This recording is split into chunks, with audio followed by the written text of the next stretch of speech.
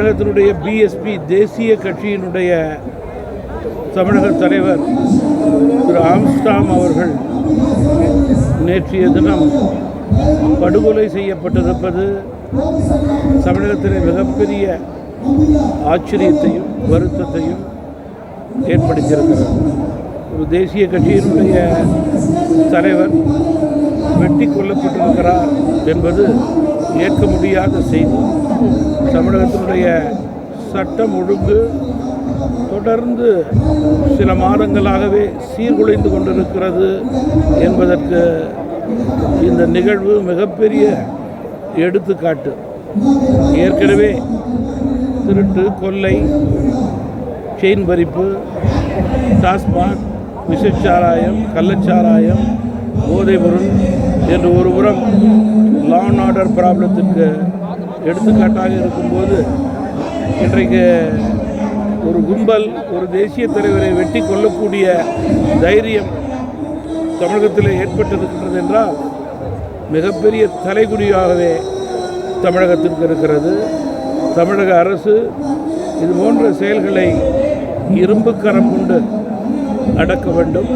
இதுபோன்ற நிகழ்வுகள் இனிமேல் எங்கும் யாருக்கும் நடக்காத வண்ணம் பார்த்து கொள்ள வேண்டியது காவல்துறை அரசுடைய கடமையாக இருக்கிறது. அந்த கடமையை அவர்கள் சரிவர செய்யவில்லை என்பதற்கு இந்த நிகழ்வு ஒரு எடுத்துக்காட்டு.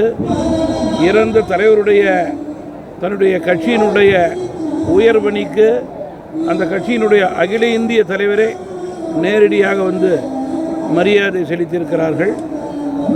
ஏன், எப்படி, எதற்காக நடந்தது, யார் உண்மை குற்றவாளிகள் என்பது ஒரு காலக்கெடுவுக்குள் வெளிவர வேண்டும் என்பதுதான் பொதுமக்களுடைய எண்ணமாக இருக்கிறது. மேலும் கட்சிகளுக்கு அப்பாற்பட்டு அகில இந்திய அளவில் ஆளுங்கட்சி, எதிர்கட்சி என்று பல கட்சிகள் இந்த சம்பவத்துக்கு கண்டனம் தெரிவித்து உண்மை நிலை வெளிவர வேண்டும், சட்டம் ஒழுங்கு தமிழகத்திலே பாதுகாக்கப்பட வேண்டும் என்று கூறியிருப்பதை நான் இங்கே நினைவு கூற விரும்புகிறேன். இறந்த பிஎஸ்பி தமிழகத்தினுடைய தலைவர் ஆம்ஸ்டாங் அவர்களது குடும்பத்தாருக்கும் கட்சியினுடைய தொண்டர்களுக்கும் தமிழ் மாநில காங்கிரஸ் கட்சியின் சார்பிலே ஆழ்ந்த இரங்கலை இந்த நேரத்திலே நான் தெரிவித்துக் கொள்கிறேன். பாதகம் செய்பவரை கண்டால் நாம் பயங்கொள்ளலாகாது பாப்பா, மோதி மிதித்து விடு பாப்பா, அவர் முகத்தில் உமிழ்ந்து விடு பாப்பா. அண்மை செய்திகளை உடனுக்குடன் தெரிந்து கொள்ள இணைந்திருங்கள் இயம்நாடு தொலைக்காட்சியுடன்.